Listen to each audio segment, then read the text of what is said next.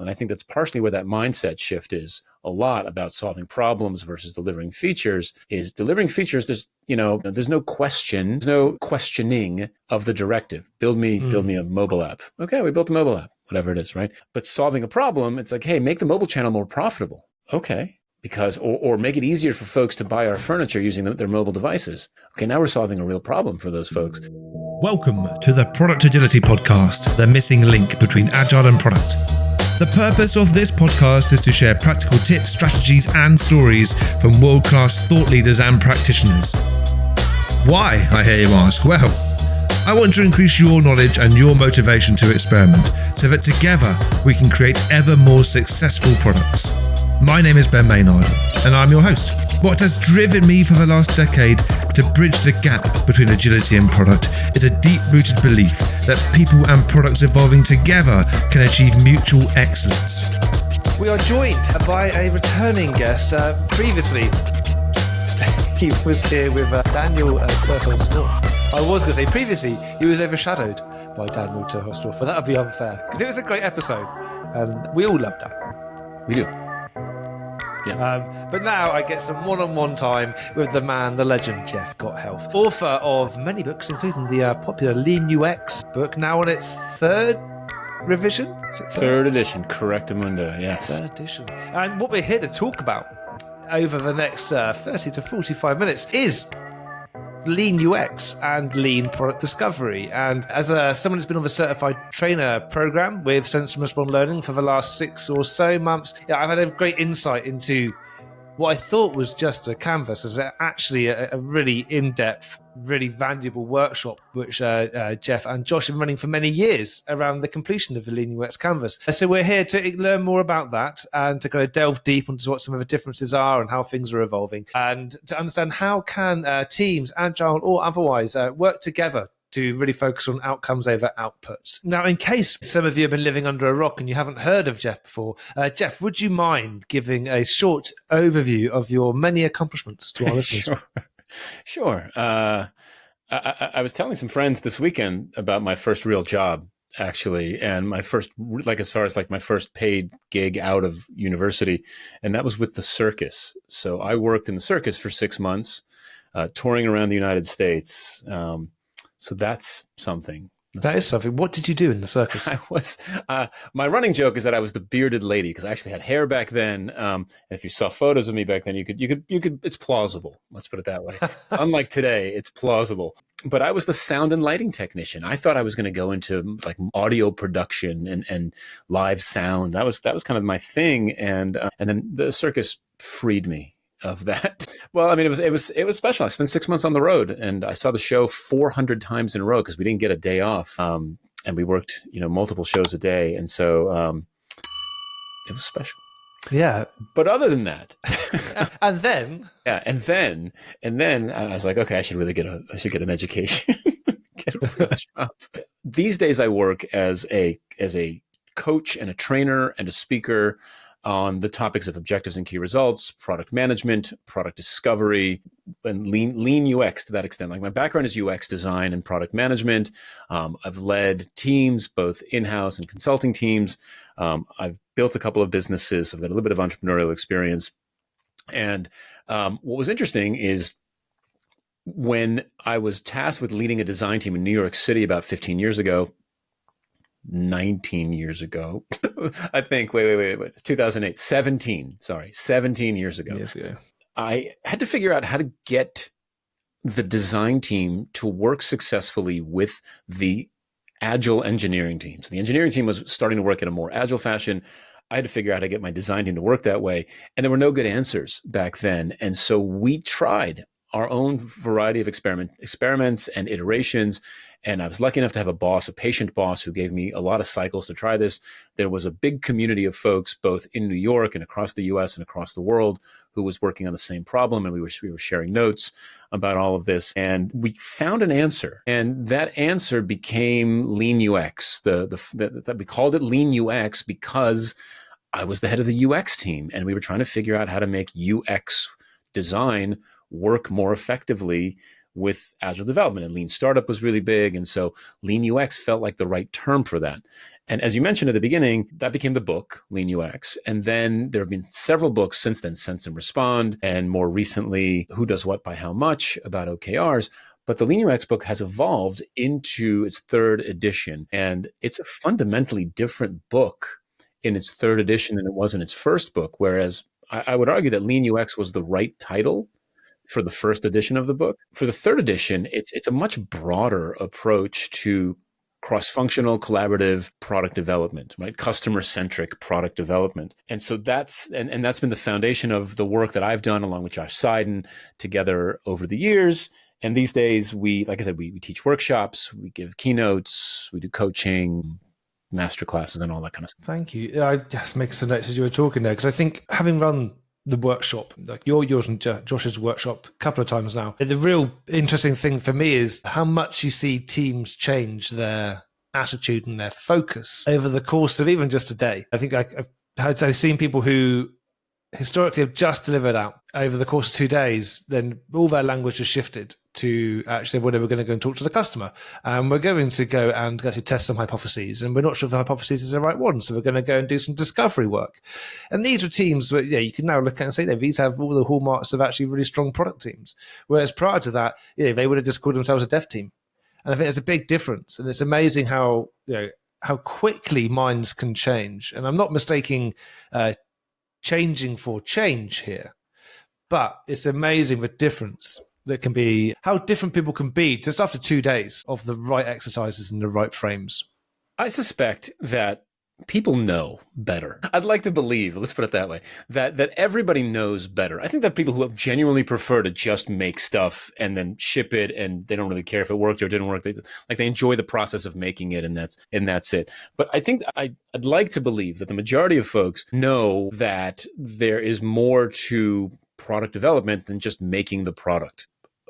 A human at the end of the value chain that's consuming the thing that you're making, that you're trying to help them do something better, faster, more efficiently, more delightfully, whatever it is. And so it's when you give them that language and then you put that language to work in the process of designing and building a product or a service, it makes it, I think it extracts that innate knowledge. Maybe it wasn't like obvious to them that they knew this, but it's like, oh yeah, that makes sense. Okay, of course. Like I know I'm building this thing, but why am I building it? Oh, right, I'm building it because people need to do X, right? So I think we give them the tools to express what I'd like to believe they already know. Yeah. And I think that lots of people have learned to be helpless with what they have to do, with what's asked of them and what they have to produce. And I think it's always difficult when you're in an environment where there is change which is being, encouraged or forced upon people, and they'll have a desire to push back. But if they can see that this actually does solve something which has been annoying them for a long time, if they see it is a way out of the constant kind of, I wouldn't even say feature, but just the lines of code hamster wheel that lots of people seem to be stuck in, I think then, over time, they'll grab that opportunity with both hands if they're motivated to do so. And I think it's actually, it's a rather excellent framework for a facilitated conversation when we look at the canvas. And I think I just want to make this really clear at this junction. If I can make it clear, is actually there's a few different things we're talking about. Yes, there's a book, Lean UX, and then there was the Lean UX canvas, which is now the Lean product canvas. And then there is then the workshop, which then accompanies the filling in of said canvas. So how does that all come together, Jeff, for our listeners to understand what's the whole thing here? So look,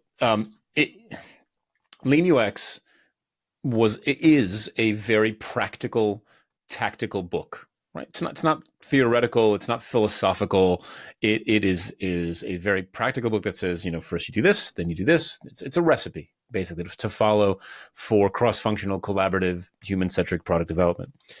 Over the years, as we've evolved the teaching of them, I've been teaching that material since 2008, roughly, right? And so, the teaching has improved and has iterated over the years to the point where there was a very specific way that we taught the material. And then Alex Osterwalder gifted us the business model canvas, and then the whole world went canvas crazy, and we couldn't help ourselves. We said, look, but the canvas makes sense, right? The canvas, it's a one sheet conversation facilitation tool, right? That's what it is. And it made sense because we had these kind of 8 consistent steps that we were using to teach Lean UX. And so the Lean UX canvas made sense as a way not only to structure what we were teaching and how we were teaching it, but eventually the third edition of the book itself. Now, what's interesting is that there's an issue. And the issue, as I mentioned before, is that the evolution of the material has become deliberately more cross-functional and broader in scope than just UX. But because you were coming off of, more than a decade's worth of historical inertia and success on the back of Lean UX, it was really difficult to let that name go. It was a double-edged sword, right? And the double-edged sword was people knew us and they knew the material as Lean UX. Oh, you guys, you're the Lean UX guy. Of course, I've read your book, right? That's my job. My business card says that. The Lean UX guy. Yeah. Josh has a matching one as well.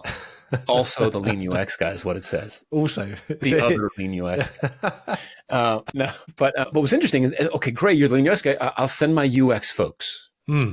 Great. Or we don't have UX folks, or we already bought training for our UX folks, or whatever it is. And so there was like this. The brand recognition was huge, but it self-selected the attendees of the class in a way that rendered the material less effective on the organization as a whole, because I would get lots of UX people and maybe some product people. And in reality, these classes are designed for product design and engineering, at the very least, working collaboratively on the same thing at the same time. And so last year, we finally sort of got the nerve, honestly, because it's risky. It's risky to give up 15, 16 years of historical momentum and brand building. And we changed the name to the Lean Product Canvas. And we changed some of the prompts, and we added a second kind of pre-canvas called the Lean Strategy Canvas that helps lead into that. But the idea was a deliberate effort to broaden the audience for this material so that more of the right people saw this stuff, or perhaps recognized that it was also for them. Whereas in the past, they were like, it's for UX folks. We'll just let them have it, type of thing.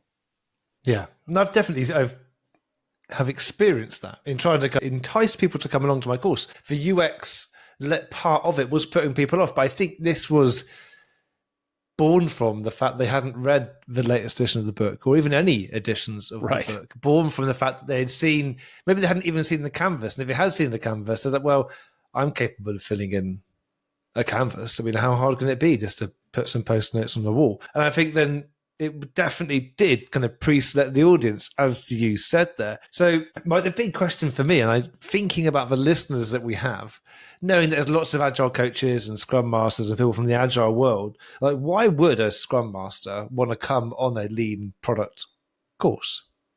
And look, it makes a ton of sense, right? So look, whether an organization calls itself agile or not, whether an organization says they're using Scrum or not, we've all been cross-pollinated at this point, right? So there are the foundations of Scrum and agility, right? Let's just call it sort of organizational agility, team agility, fit beautifully into this lean product approach for product development. And I think that as a Scrum Master, if you can understand these and work these ideas into the standard set of ceremonies and activities that a team takes as they're working through a sprint, as they're working through iteration planning, right?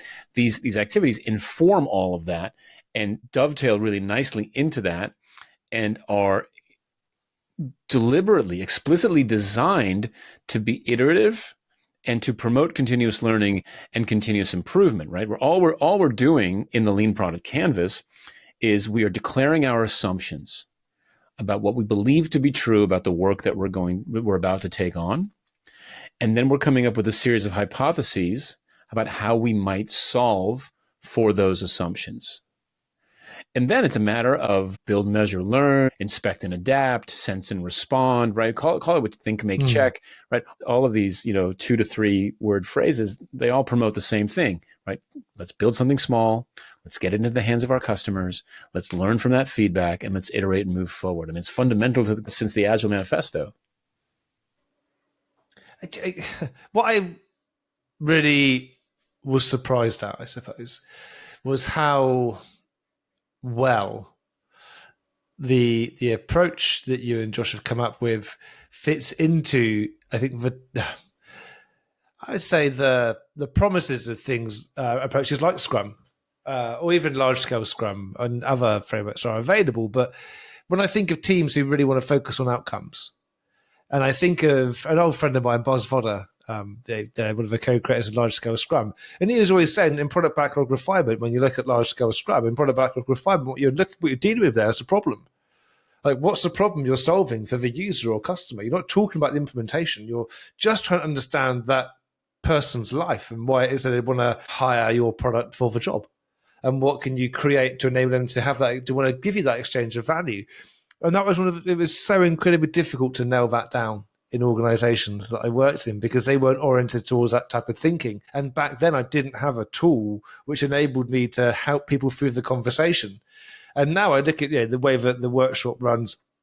So I've been running it a couple of times now, which I call Lean Product Discovery at the moment, also the Lean UX workshop. It really does help people understand what the problem is and encourage them. And I think this is a really neat thing that differentiates what you've created to some other workshops out there, is the element of getting out the building.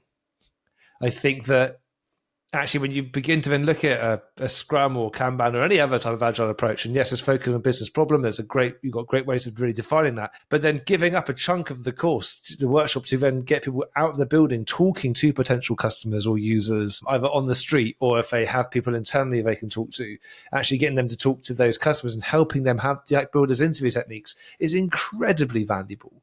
And something which I think is quite different. I don't think you didn't normally get that in your old school kind of agile type workshop or course. It was very much the team was this kind of closed walled garden. And you teach the team all the things that you felt that they needed, but but you never told them to get out of the garden. You never helped them get out of the garden. You never worked with the people outside the garden to help them interact with the team. It was just this kind of crazy, really short-sighted approach to what we really wanted to achieve with Agile. It's interesting, having had these discussions for years now with Agile folks and with Scrum folks as well. There is a need, and I've seen it happen, particularly in the last, I'd say 5 to 7 years, to take the agile material and evolve it for modern realities as well, right? Like, no, and I mean that in the best of ways. Like, there's this kind of like rule that we've got to have finished work product at the end of the sprint. Right, that's kind of like one of the original Scrum rules. Like, we've got to finish whatever we put into the sprint has to be done at the end of the sprint. And UX work doesn't always do that. Right, sometimes research or design or experimentation work will last 2 sprints. The design work may not be finished in the sprint. That type of thing. And there was a lot of grinding of the gears, if you will, in trying to force these two things together. And what's happened, I think, successfully since then, is we've evolved both the way that we do design work, research, experimentation, product management work, etc., and software development and Scrum, such that these ideas all make sense together. And I know that they do, because I've been on teams as a product manager, as a designer, that have worked this way and have worked this way successfully. I've worked with teams that have done this and have done this successfully. But it requires a few things. It requires an openness to change. It requires actual agility, which is interesting, right? Because the learning loops that this lean product work builds into the process is going to reveal the flaws in our thinking. And once those are revealed, we need to do something about those flaws in our thinking. There's got to be some course correction around that. So not only do we have to be comfortable with that as a product development team, but we also have to work inside an organization that's comfortable with us doing that as well. And I think that's partially where that mindset shift is a lot about solving problems versus delivering features. Is delivering features, there's no question, there's no questioning of the directive. Build me a mobile app. Okay, we built a mobile app, whatever it is, right? But solving a problem, it's like, hey, make the mobile channel more profitable. Okay. Because, or make it easier for folks to buy our furniture using their mobile devices. Okay, now we're solving a real problem for those folks. How do we do that? Well, maybe it's a different app. Maybe it's, I don't know, maybe it's different content in the app, whatever it is, right? But the idea here is that the answer evolves. The product ultimately becomes the variable in all of this. And I think that's a radical concept for a lot of folks. It is. I think it is. And if not radical, if not radical, then the fact that there is teams that maybe perhaps weren't expected to come to those conclusions are able to come to those conclusions quite quickly, or to do the work. A story from a workshop that I ran quite recently where they had spent a long, long time believing that if they just reduced the manual intervention that a particular person had to make, then it would help solve the bigger problem. And this is someone that they speak to on a regular basis. It wasn't until they wrapped up as a hypothesis and then spoke to this person who turned around and said, well, it's like an hour a week. And everyone's like, really? He's like, yeah, honestly, it's not that big a deal. Like, if you want to really turn the dial on fixing that thing there, then you're going to have to think of something different, because this is, it'd be lovely. But they left that conversation like, oh, wow, okay. This is really, really interesting. Like, we never knew that before.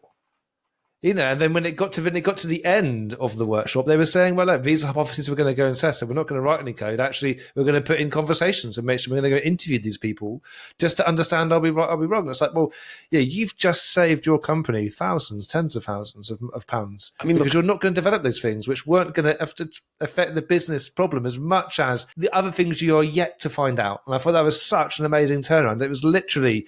it took these people 2 days to build those skills to do that, and then like half a day for them to be like, let's own it. It was a really lovely thing to observe. It's interesting. All this stuff, right?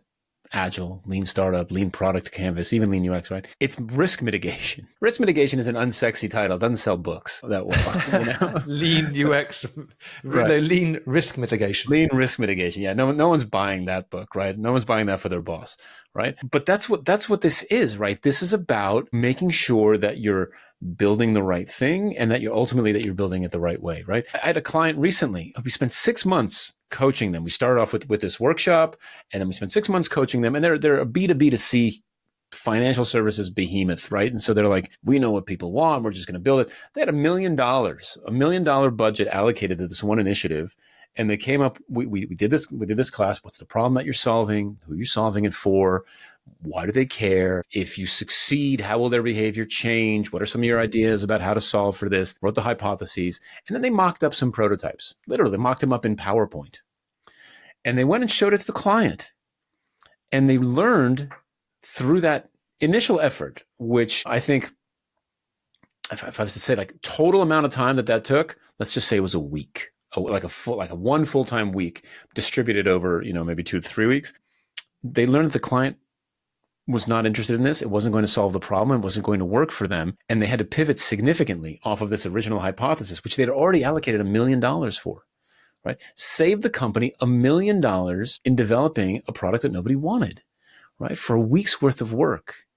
And I think some of the hesitation around this way of working, if you've been around a little while, maybe you remember the days where we sat behind those one-way mirrors with buckets of candy in the room, and you kind of watched user after user after user come through and say the same thing. And you sat there for 2 days, and it cost 15 grand. And you could have probably finished like midday on day one because nobody said anything new, right? Yeah. But you already booked the place. I think folks have that perception that this is going to take forever and it's going to slow us down. And it doesn't, right? The whole lean aspect of this is designed to do just enough work to move the conversation forward, just one step forward, right? To the next sprint. And so it's so compatible with this agile mindset, the Scrum process, and it amplifies it. Right? Like I think it makes it even more powerful as a framework, because you're not just delivering things more quickly, but you're learning more quickly. And that's super valuable. I think the podcast is called Product Agility. And I was reflecting on the title of the podcast over the weekend. And I thought, is product agility a thing? Is it just me trying to talk about product and agility? And I'm still on the fence. You'd think after this period of time, a year or two of rebranding it, I would have the answer to that, but I haven't. But what I do know is that doing something like the Lean Product Canvas and doing that workshop, it does bridge the gap. And I think that for Scrum Masters and Agile coaches, it gives them practical tools and ways to have more product-like conversations and more UX-like conversations. And actually, what the Agile community needs right now is a bridge to value, because they haven't been valuable enough. And I think that actually this workshop is so chock full of useful tools and approaches and ideas and pithy little sayings. It gives people enough to go back and say, well, let's give this a go. Like, sure, I'm talking about, let's talk about business problems, but actually here's a frame for me to say, okay, well, how do you want to articulate a business problem? Like, when we're talking about outcomes, we're actually being able to root them in that user behavior and say, what do we need to see people doing differently? Knowing then that those outcomes could be your key results for an OKR. It's just such a neat shortcut. And I think it's what so many people would need right now. I think it's just a different way to view their work. Look, it's not heavy. It's not dogmatic. It is there's almost nothing that we are religious about in the framework. And I say almost simply because I feel like sorry, my phone's ringing and I don't make it stop.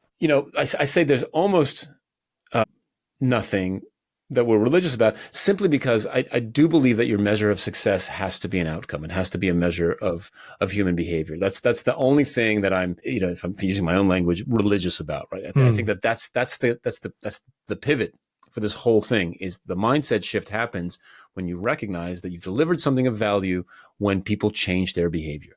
That's the key. So that is, I think, and so it flexes and it fits whatever situation, right? And look, I don't like to speak in absolutes, but I've worked in a lot of different industries over the years. I haven't come across a situation yet where it didn't work. I think maybe if you're putting, people on the moon, I don't know how much you want to iterate on that. But generally speaking, I've not come across, and I've done like factory automation systems. I've worked in locomotives, like production, manufacturing, all kinds of stuff. And it works. Like there's this problem for a human is, if you make them more successful, they're going to change their behavior. You've got ideas. Everyone's got ideas about how to get them there. How do we figure out which one's the best? I think, it's just, you're absolutely right. I think so many different sort of contexts that I've worked in or around that would benefit from the framing what you're going to do from the perspective of a business problem. Now, I know we're inching towards kind of the end of our time here. I know that you've got things to do as well. I am keen just to pick on a couple of little things here and questions which I know I've been asked in the past. I'd love to hear your response to this. First of all, the Lean Product Canvas and OKRs. Now, I've mentioned it a few times. I don't know if I'm misusing it or if they're misusing the canvas. I find it quite easy to have OKRs kind of just fall out of the process of kind of going through the workshop. What's your official take on the Lean Product Canvas and OKRs? So the Lean Product Canvas is, look, you can extract OKRs directly from it. We added, so if you download the PDF from our website, you'll get the Lean Strategy Canvas with it as well. And the Lean Strategy Canvas actually has an explicit process step for objectives and key results, simply because we believe they should be anchored in strategy. But if you look just at the Lean Product Canvas, if you even skip that whole step, right, box number 2 is called business outcomes. How will you know you've solved the business problem? What will you measure? And these are your key results, right? What will people be doing differently if we solve the problem? Box number 1 is the problem itself. And so the key results are already there, or at least the foundation for key results are already there in box number 2, which is great. I'm trying to think that if you look at box number 4, on the Lean Product Canvas, which is the user outcomes and benefits. And so the prompt question is, why would users seek out your product or service? What benefit would they gain from using it? What is their job to be done? What are they trying to do? That type of thing. And it could be something like save money or get a promotion or spend more time with family or do my job more successfully. You can absolutely extract a qualitative objective out of box number 4 and make that your objective, right? Because the objective is a qualitative statement about a future benefit you'd like to create for your users, which is basically box 4. And if you do that, their behavior should change, and we can start to extract those from box number 2. So you can absolutely take the OKRs out of the Lean Product Canvas as it currently stands today. Yeah. Next question. Lean Product Canvas and design sprints. Mm-hmm. I know they talk about design sprints during the workshop. Have you used the Lean Product Canvas as part of a design sprint process, or ever seen that? Like, is there any relationship there?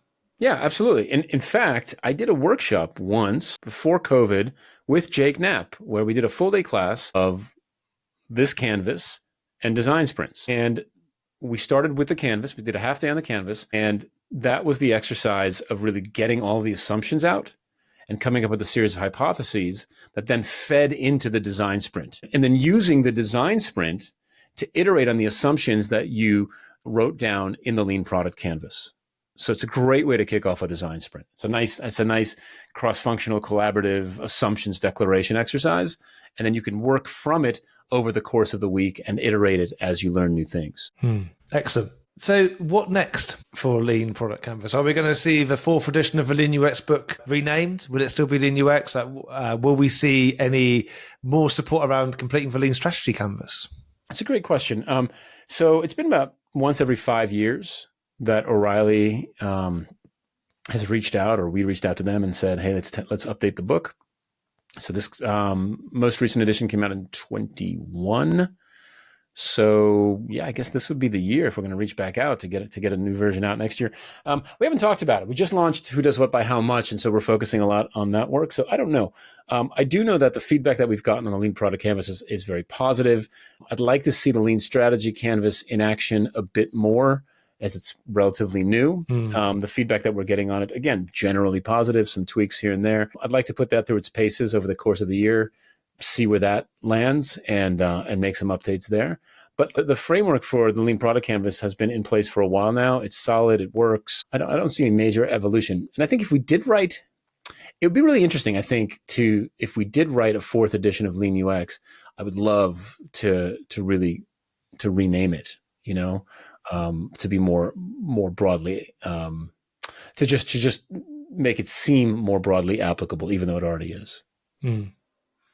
Yeah, actually, I think it's hugely applicable. But I just say, if anyone's listening to this and they're wondering about it, or just go, if you Google Lean Product Canvas, you'll come across a blog post, I think from you, Jeff, where you kind of outlined the latest version of the canvas. There's a great video as well, which kind of talks you through the key points of it. It's really worth checking out. I mean, even if you don't not interested in attending a workshop with Jeff or myself or someone else, I mean, it's a great way to facilitate a conversation. And so I do urge people to check out the show notes or just go to Google, find the Lean Product Canvas, and take a look for it. Surprise yourself actually with what's there and how it can really make a difference to how we want to work, and really make a difference to your ability to be more credible in whatever role that we're doing. Because I mean, there's some really awesome stuff there, and creates that great bridge, as I said, I think, between agile and product. You've got certified training partners for Sense and Respond learning across the globe now. So if people are listening to this and they're not based in, say, Europe, how broad is the partner program at the moment from a geography perspective? Yep. So Josh and I have launched Sense and Respond Learning as a training company, and the training partners that we have right now are distributed between South America and the Middle East, so fairly broad. We've got a good chunk of folks in the wings waiting to get trained and come on board, and really just kind of filling out the Americas, the Europes, India. We've got a great trainer in India and in Dubai, and so really there's no limit to it. And at the moment, we're expanding fairly aggressively. So if you want to see a workshop in your part of the world, let us know. If you're an experienced trainer and you want to be a trainer with us, let us know. We'd love to hear from you. Fantastic. I'd say everyone reach out to Jeff, or if you're interested in coming along to a course in the UK, then drop me a DM on LinkedIn and we can talk about a special listener discount. And it will be a lovely discount. You should definitely drop me a line if you're interested in any more about the workshop, because it is probably the most fun I've had delivering a workshop for many, many years. So thank you very much for letting me be part of a little of the crowd, Jeff, and Josh, of course. If people want to find out more about you personally, Jeff, LinkedIn is a great place for them to kind of connect with you. LinkedIn is great. senseandrespond.co is great. And jeffgothelf.com, also great. Lovely. And everyone should absolutely also check out the Who Does What by How Much book as well. I've been getting great feedback from my clients, actually, on how good that book is. Amazing. So you've done a fantastic job with that. And a fantastic job explaining the Lean Product Canvas and the evolution from Lean UX, Jeff. Thank you very much for spending the time with me today and coming on the podcast. Before we wrap up, is there anything else you think we should share? I mean, look, I think there's a lot to be learned. I think particularly today, I think where like the latest shiny thing is AI, this work that is not heavy and very deliberate is a great way to temper the misapplication of AI, right? Because I'm sure all of you are in a position where it's like, oh, add some AI to it, make it great, right? I think this is a tremendous opportunity to be like, what problem are we solving? And can AI make it better? And maybe it can, right? But let's not just say, well, we deployed AI and it's a success. We deployed an AI in such a way that folks are now doing X better and Y better and Z better. So I think that to me, that's a kind of, to just make this super, super current. This is a nice way to kind of temper the exuberance over AI in a way that may actually benefit your customers. May actually benefit the customers, not in a, like these early attempts to integrate AI into things, which just been utterly pointless. Yeah. Brilliant. Thank you very much, Jeff. And everyone, thank you very much for listening. We'll be back again next Thursday with another guest. Just who that will be, do you know what? I don't know. We're still keeping the episodes really nice and close to the release date. So we'll see what comes up, but guaranteed there will be another episode. So everyone, thank you very much for tuning in. Please feel free to drop Jeff or myself a note on LinkedIn or somewhere else if you want to learn more about the Canvas or the workshops. That being said, have a great rest of your day, and we'll speak to you again next week.